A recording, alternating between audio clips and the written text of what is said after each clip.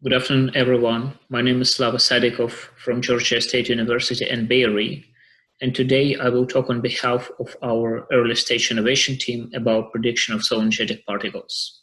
The talk title is Machine Learning Tools for Predicting Solar Energetic Particle Hazards, Project Description and Initial Steps. This is the outline of this talk. In the beginning, I will introduce you into the problem of prediction of solar energetic particles. After this, we will cover two parts of our proposal, of our proposed effort and of this presentation. The first part is an online accessible database of SEP-related solar and heliospheric data, metadata, and descriptors. And the second part is the development of all-clear forecasts of solar proton events, which will be followed by conclusions. First of all, I would like to talk about solar energetic particles. SEPs are very important transient events, very important aspects determining the space weather. And we care about predicting SEPs because they can damage spacecraft electronics, they increase the radiation levels at aviation altitudes, and also they represent a potential danger for space exploration when the explorers are not covered by the magnetic field shield of the Earth. So in general, SEPs are critically important from both operational and research perspectives. Therefore, there are huge efforts in predicting solar energetic particle events. And one of the initiatives of NASA was the early stage innovation proposal, which was directed to usage of advanced tools for prediction of solar energetic particles. And this is the description of our proposal objectives and main goals. Our primary objective was to enhance predictions of SEPs by implementing automated data characterization and machine learning tools. And proposal included two goals. First, to develop an online accessible, automatically updated database that integrates the solar and heliospheric data, metadata, and descriptors related to SEPs. And the second goal was to develop all-clear forecasts of SPs with low false alarm rates targeted at different temporal scales, cadence and lead times, different energy and particle flux thresholds, and adapted to operational availability of data sources and gaps in the data.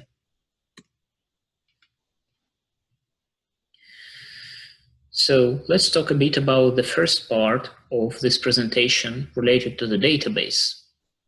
The main problem with the space data related to SEPs and that these data are not brought together. So these are stored in individual catalogs which are not always talking to each other, as well as the catalogs contain errors and therefore must be cross-checked manually. It is important to mention that any attempt to predict the solar energetic particles, including machine learning tests, starts from data collection and preparation.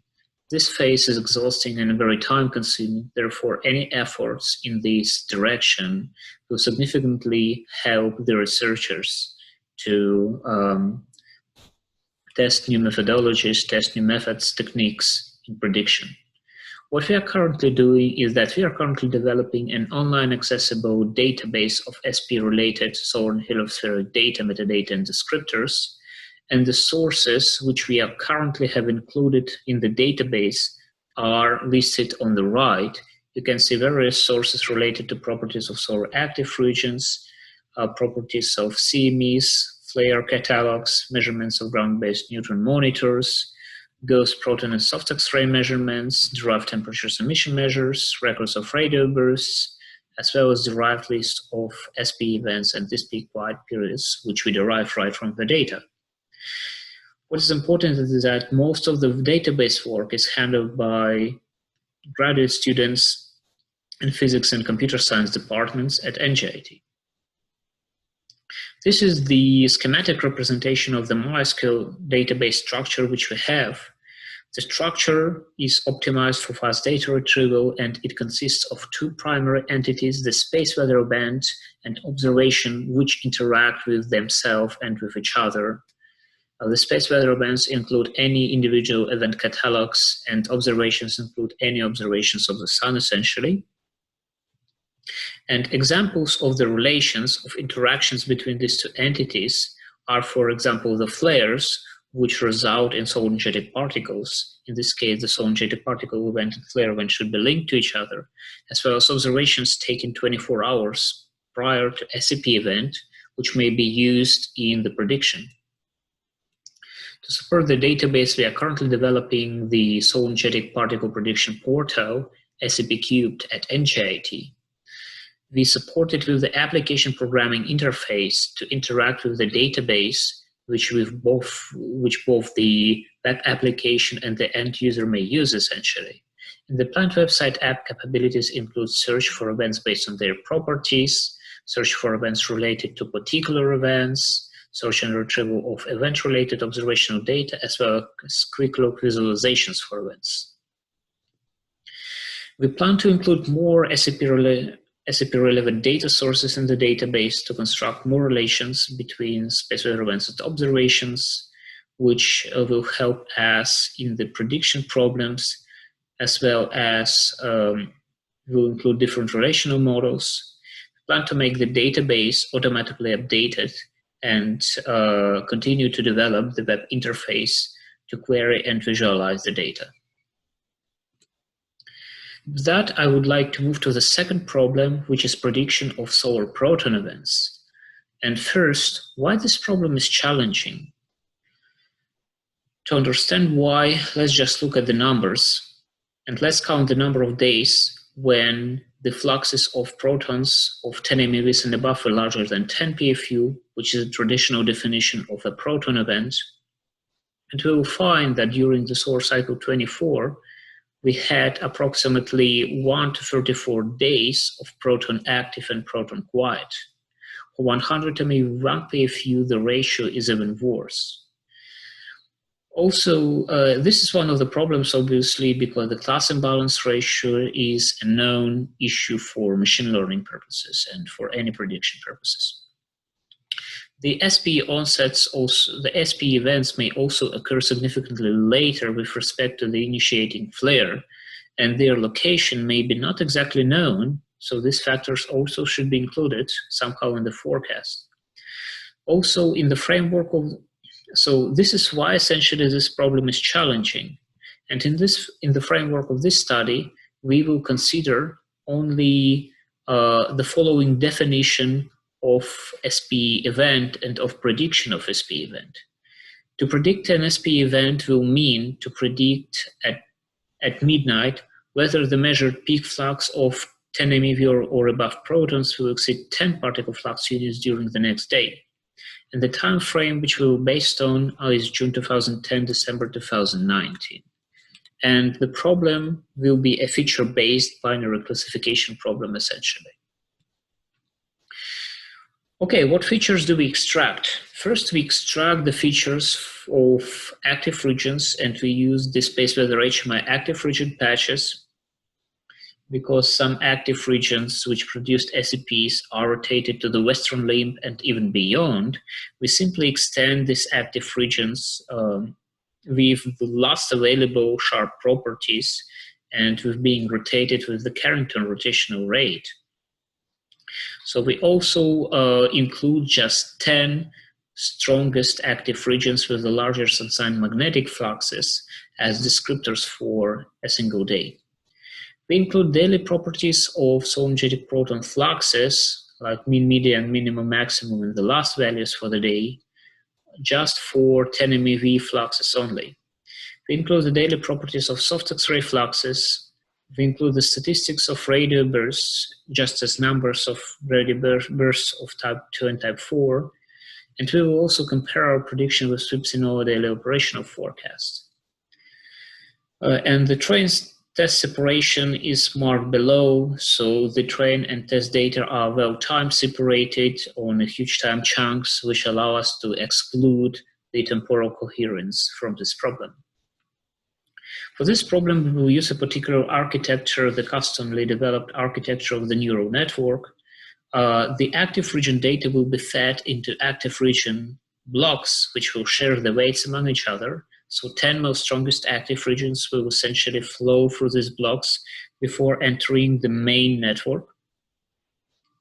And when entering the main network, they will be supplemented with the whole sum features, which we have derived from fluxes and radionumbers. We trained this network, and in order to prevent overfitting, we implement early stopping criteria. And just to mention that the presented architecture allows us to address the problem. If you implement the fully connected architecture for the same type of features, it will simply not train properly. But this architecture works surprisingly well. For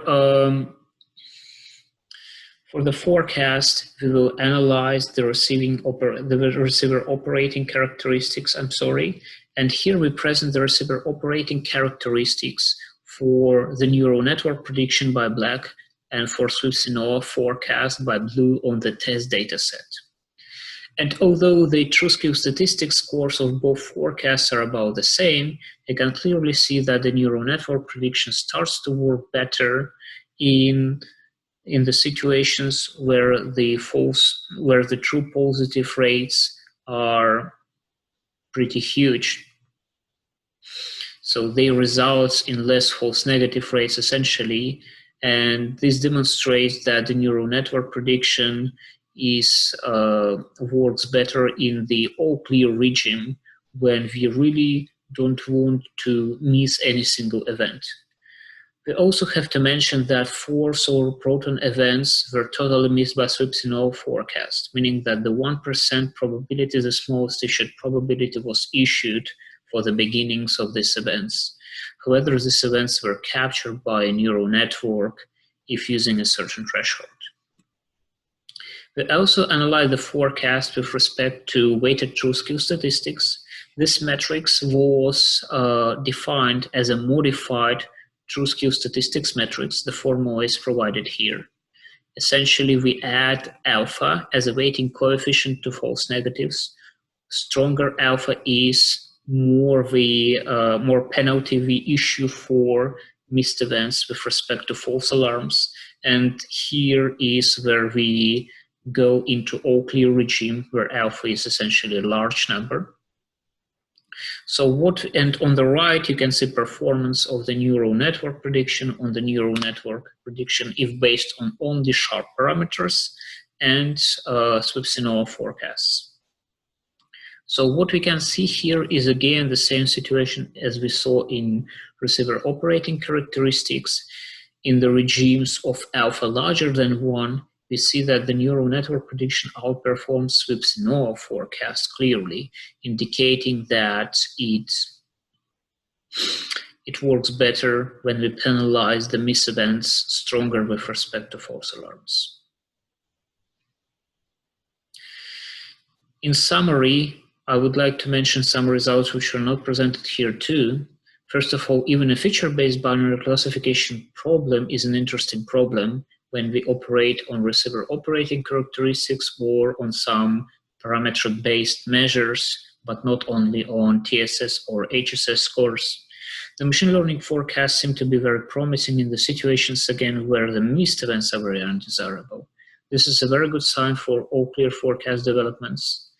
And some results from additional experiments are that inclusion of the western limb and far side active regions, again rotated with the Carrington rate with the last available properties, improve the forecast. The inclusion of, for active region-based forecast only. The inclusion of solar-energetic particle characteristics, meaning that preceding flux properties are among the most critical for prediction, which is obvious. As well as we found that the inclusion of active region characteristics, at least in the form of the median values, as in this study, doesn't seem to affect the prediction too much if we also employ other properties like soft X-rays and radar bursts. On one hand, that seemed to be a bit disappointing. On the other hand, it allows us to extend training to the periods where the vector magnetic field data was not available. In future, we plan to experiment more with architecture and working on the time series and use RNN-based and CNN-based models. We have to include and understand the role of CME records in the prediction, how CMEs can improve the predictions, experiment with some other features, extend again the forecast to the solar cycle 23, especially taking into account that the vector magnetic fields are probably not so important for forecasting SEPs. We also plan to explore other energy and particle flux thresholds, other time scales, as well as other targets. With that, I thank you very much for attention.